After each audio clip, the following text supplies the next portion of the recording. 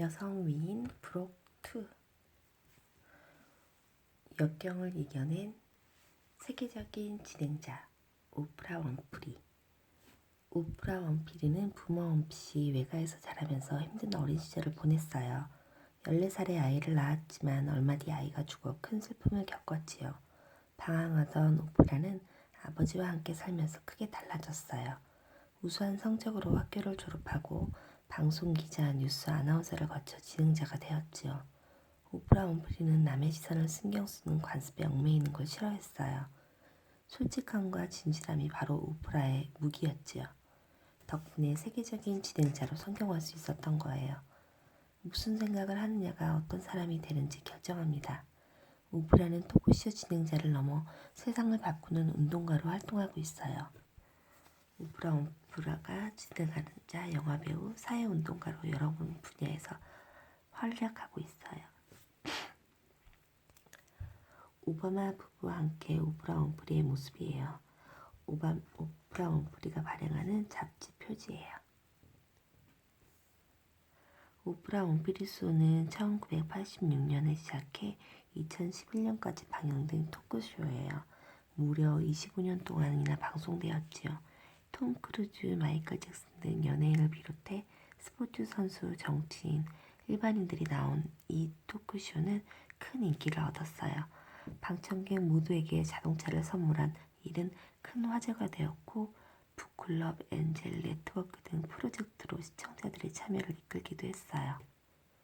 오프라 윈프리 쇼는 전 세계 140개 나라에서 방송되었어요. 어린이의 눈높이에 맞는 교육법을 개발하다. 마리아 몬테소리, 이탈리아. 마리아 몬테소리는 부유한 집안에서 태어났어요. 이탈리아 최초의 여자 의사로 부족함이 없이 살았지요. 그러던 중 돈이 없어서 학교에 다니지 못하는 아이들을 보았어요. 아이들이 가난한 채로 자라면 평생 가난하게 살 텐데.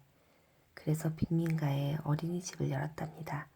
몬테소리는 직접 교육과정을 만들어 체계적이고 아이들을 가르쳤어요. 모든 아이들이 저마다 재능을 가지고 있어요. 아이들 눈높이에 맞춘 교육법은 큰 성공을 거두었어요. 아이들에게 맞는 책상과 의자가 개발되고 여러 교구들도 만들어졌지요.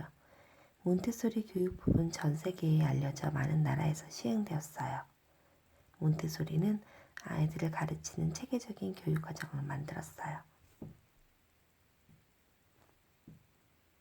몬테소리와 방정환. 몬테소리는 어린이 교육, 어린이 인권 운동에 앞장섰어요. 어린이는 어른과 다르며 하나의 인격 자체로 존중받아야 한다고 여긴 거예요. 그때만 해도 어린이들이 제대로 대접받지 못했는데 몬테소리 덕분에 아이들에게 맞는 교육법과 교구가 만들어졌지요. 우리나라에서도 마찬가지였어요. 옛날에는 어린이라는 단어도 없었는데 방정환 덕분에 어린이도 대접받게 되었고 어린이날도 생기게 되었지요. 이탈리아 화폐와 우표에 몬테소리의 얼굴을 볼 수 있어요. 1915년 몬테소리 학교의 수업 모습이에요. 여성 최초로 대서양을 건너다. 미국 비행사. 아멜리아 에어하트는 불우한 어린 시절을 보냈는데 아버지와 함께 비행기를 타본 뒤 비행사를 꿈꿨어요. 아르바이트를 해서 모은 돈으로 비행 수업을 받았고 비행기 조종사가 되어 마음껏 하늘을 날았어요. 여성 최초로 대서양을 건너 세상을 놀라게 했지요. 에어하트는 비행기를 타고 지구를 한 바퀴 돌겠다는 목표를 세웠어요. 사람들은 걱정했지만 에어하트는 포기하지 않았어요. 그러던 어느 날 태평양을 날던 에어하트가 감쪽같이 사라져버렸어요. 연료가 떨어져서 추락했을 거라고 하지만 흔적을 찾지 못했답니다. 에어하트는 도전을 멈추지 않는 열정적인 비행기 조종사였어요. 에밀리에 에어하트는 여성 비행사 최초로 대서양을 건넜어요. 에어하트를 찾기 위해 미국 해군과 항공모함과 전함, 항공기 수십 대가 수색했지만 흔적을 찾지 못했어요. 에어하트가 탔던 루키드 알렉트라라는 비행기예요. 감쪽같이 사라진 에어하트. 연료가 떨어졌다. 육지가 보이지 않는다. 에어하트의 마지막 남긴 말이에요. 루스벨트 대통령의 지시대로 대대적인 수색을 벌였지만 비행기 파편도 찾지 못했어요. 그러자 에어하트 일부가 일부러 연락을 끊고 숨어 사는 거라고 말하거나 다른 차원으로 넘어갔다는 사람들도 있지요. 월스트리트 저널 신문에서는 에어하트가 사라진 사건을 사라진 세계의 7대 불가사의로 선정했어요. 여전히 에어하트의 흔적을 찾으려고 노력하는 사람들이 많아요. 원시 부족을 연구하다. 마가릿 미드. 마가릿 미드는 사랑과 사회를 연구하는 학자였어요. 남자와 여자는 왜 다른지, 교육을 통해 아이가 어떻게 달라지는지 궁금했지요. 그래서 옛날 모습 그대로 살아가는 원시 부족을 찾아갔어요. 미드는 남태평양 사모아 섬에서 부족들과 함께 지냈어요. 몇 달 동안 그곳에서 머물면서 남자와 여자의 차이는 배워서 달라진다는 걸 밝혔어요. 교육을 받으면서 성 역할이 달라진 거지요. 미드 연구 결과에 사람들은 무척 놀랐어요. 미드는 아이들을 어떻게 교육해야 하는지 연구하면서 대학에서 학생들을 가르치고 강연회도 열었지요. 마가렛 미드는 주위의 시선에 아랑곳하지 않고 당당하게 살았어요. 결혼하면 달라지는 성.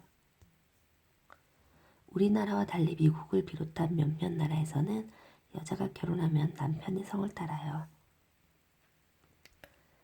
성이 오바마인 사람과 결혼하면 아내의 성이 오바마가 되는 거지요. 요즘에는 남편의 성을 따르지 않는 사람도 늘고 있어요. 그런데 머거릿 미드는 당시에도 남편의 성을 따르지 않았어요.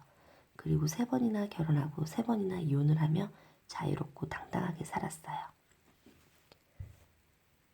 남녀의 치아는 차이는 학습된 거라는 마가릿 미드의 연구 결과는 많은 사람들을 놀라게 했어요. 1890년경 사모아 섬 여성들의 모습이에요.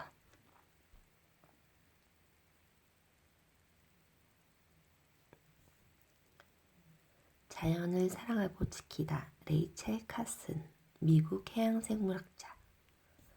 레이첼 카슨은 시골 마을의 숲과 과수원에서 뛰놀며 자랐어요. 책을 좋아하고 어려서부터 작가를 꿈꾸었지만 대학교에서 동물에 대해 배우면서 생물학자가 되었어요. 레이첼 카슨은 자연과 환경 보호에 관심이 많았는데 바다를 연구하고 쓴 책이 엄청나게 팔리면서 계속 글을 썼어요.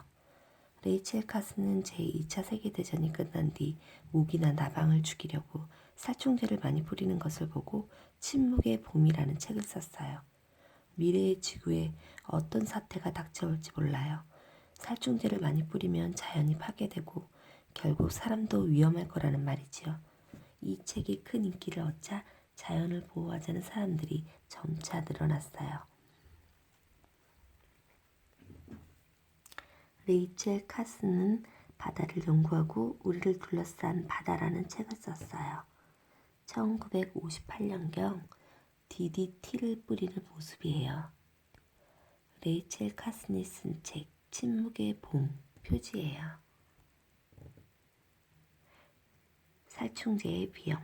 제2차 세계대전이 끝나고 DDT라는 살충제를 굉장히 많이 사용하게 되었어요. DDT가 살충 효과가 뛰어난 데다가 사람들에게 해가 없다고 했기 때문이죠. 살충제를 뿌리자 모기가 옮기는 전염병도 줄었어요. 그런데 레이첼 카슨이 DDT를 뿌린 곳에 종달새가 많이 줄어든 것을 알고 침묵의 봄을 썼어요.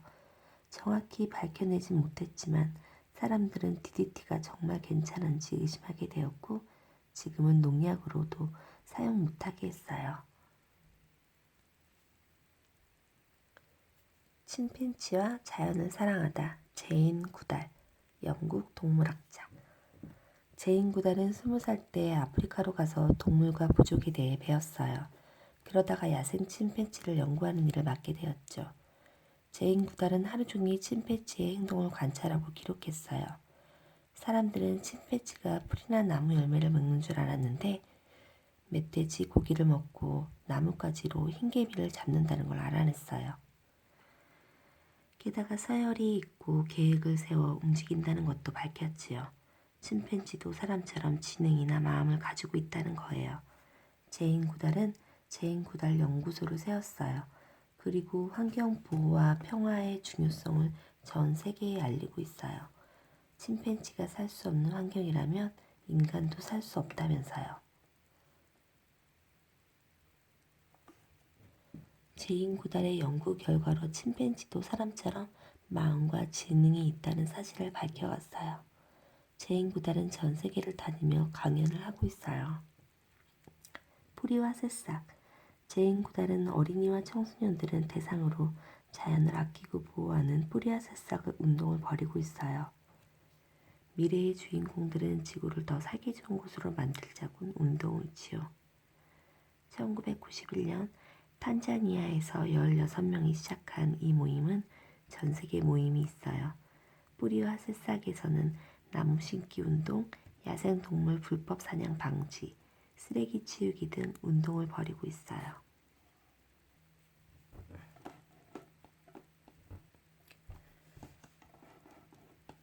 자유로운 표현을 한 맨발의 무용수 이사도라 덩컨, 미국 무용가. 이사도라 덩컨은 미국에서 태어났어요. 어려서부터 춤을 배웠는데 수업에서 배운 방식을 거부하고 자신의 느낌대로 춤을 추었어요. 덩컨은 더 큰 무대를 찾아 유럽으로 건너갔어요. 당시의 사람들은 무용하면 발레가 전부라고 생각했어요. 하지만 덩컨은 얇은 옷을 입고 맨발로 춤을 추었지요. 몸은 움직임을 통해서 자연을 표현하고 생각을 전달한 거예요. 덩컨은 큰 성공을 거두고 온 유럽을 다니면서 공연했어요. 그러다 모스크바 무용학교를 세워 아이들을 가르쳤어요. 이사도라 덩컨은 몸의 아름다움과 자유로움을 살린 현대 무용을 만들었어요. 이사도라 덩컨이 춘 춤은 나중에 현대 무용이라는 이름으로 불려요. 이사도라 덩컨은 몸이 아름다움을 잘 표현할 수 있는 얇은 천으로 된 옷을 입었어요. 이사도라 덩컨이 살았던 시대의 대표적인 무용은 발레였어요. 꽉 끼는 옷을 입고 튜수주를 신고 춤을 추어야 했지요. 그런데 이사도라 덩컨은 속이 비치는 얇은 옷을 입고 맨발로 춤을 추었어요. 이사도라 덩컨은 바람에 흔들리는 나뭇잎이나 물결, 구름 등 자연의 모습을 표현하려고 했어요. 그러자 처음에 비난하던 사람들도 이사도라 덩컨의 춤을 보고는 감탄했지요. 세계의 발레의 아름다움을 알린다. 안나 파블로바, 러시아 무용가. 안나는 어릴 때 마르고 병약한 아이였어요. 그런데 우연히 발레 공연을 보고 발레리나를 꿈꿨지요. 발레 학교에 입학한 안나는 친구들에게 빗자루라고 불리기도 했어요. 마르고 가녀린 몸매 때문에 자세도 자꾸 틀렸지요. 하지만 우아하고 섬세한 몸짓은 안나를 발레의 여주인공으로 만들어 주었어요. 안나는 유럽을 돌며 공연을 했고 엄청난 인기를 얻었어요. 러시아가 전쟁에 휘말리자 안나는 미국으로 가서 공연을 이어갔지요. 안나는 힘없는 사람들을 돕기 위해 자선 공연도 많이 열었어요. 제가 만족했다면 지금의 나는 없었을 거예요. 안나 파블로바는 발레의 아름다움을 세계에 알린 세계적인 발레리나예요. 안나 파블로바는 긴 팔다리와 가녀린 몸, 섬세함을 표현하는 백조를 아름답게 표현해 발레리나예요.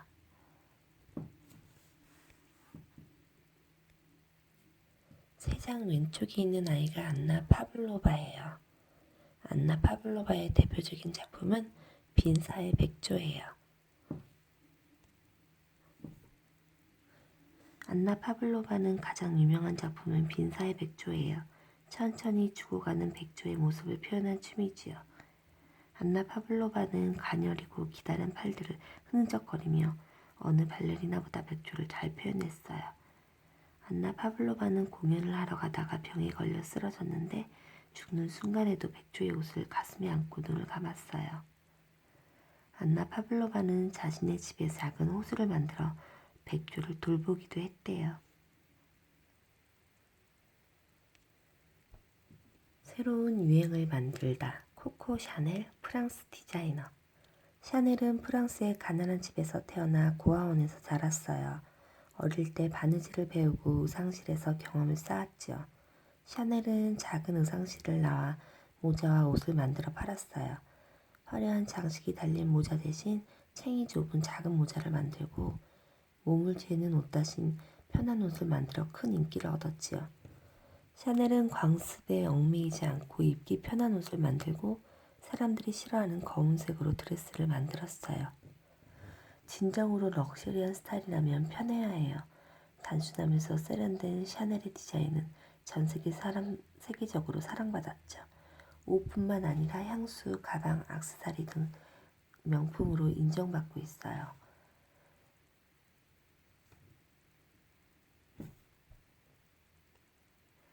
코코 샤넬은 의상 디자이너였지만 모자, 가방 등도 만들었어요. 그리고 향수도 만들었지요. 샤넬의 첫 번째 향수는 넘버 5예요. 80여 가지의 향을 섞은 향수로 샘플 중 5번째여서 넘버 5로 불렸다고 해요. 이 향수가 나오자 엄청나게 인기를 얻어 샤넬은 큰 돈을 벌었어요. 지금도 샤넬의 넘버 5는 많은 사람들이 좋아하는 향수예요.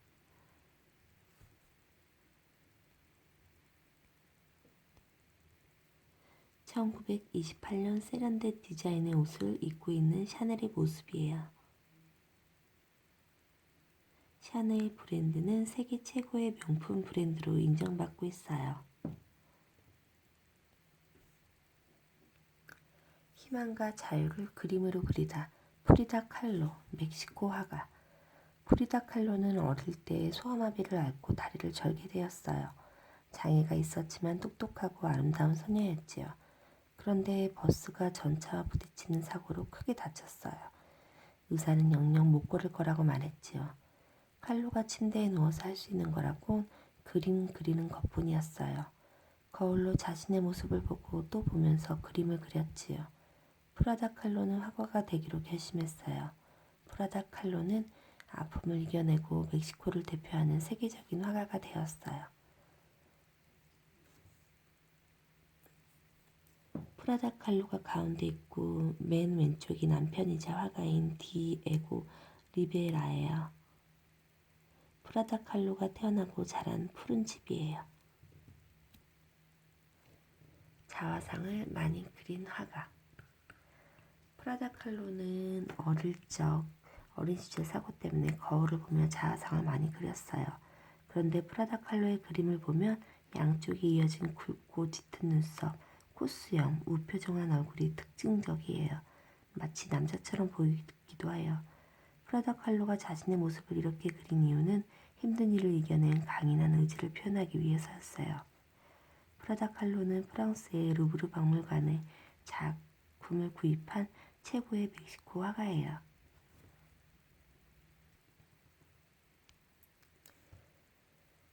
역사의 현정을 사진에 담다. 미국 사진가 마가릿 버크 화이트.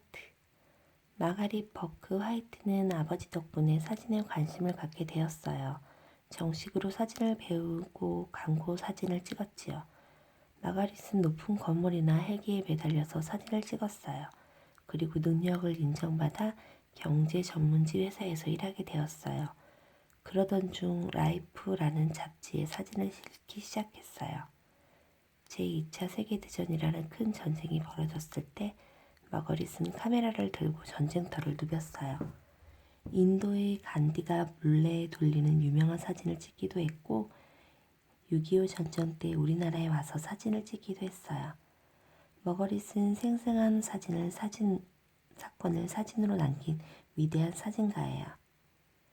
1936년 창간된 잡지 라이프의 표지에 마가릿 버크 화이트의 사진이 실렸어요. 간디가 물레를 돌리는 모습이에요. 이때 단 3번의 촬영만 허락되었대요. 머거릿 버크 화이트가 찍은 스탈린의 얼굴이에요.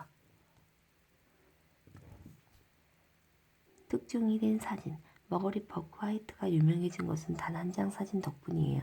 바로 스탈린 얼굴 사진이에요. 스탈린은 공산주의 나라였던 소련의 지도자였어요. 전쟁 사진을 찍으며 모스크바에 있던 머거리 버크 화이트는 우연한 기회로 스탈린을 찍을 수 있게 되었어요. 이 사진은 서양 기자가 찍은 최초의 스탈린 사진이에요. 그리고 유일하게 스탈린이 미소를 띠고 있는 사진이지요. 이 사진도 라이프의 표지에 실렸어요.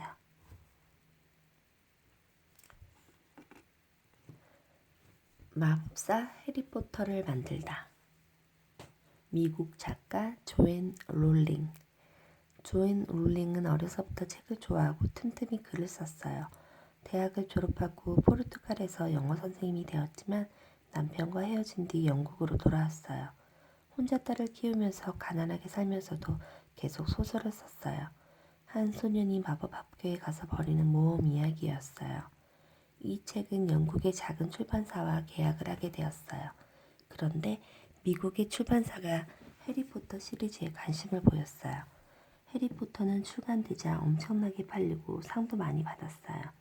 책이 나올 때면 사람들이 서점 앞에 길게 늘어서기도 했죠. 해리포터 시리즈는 영화로 나오면서 더욱 인기를 얻었답니다.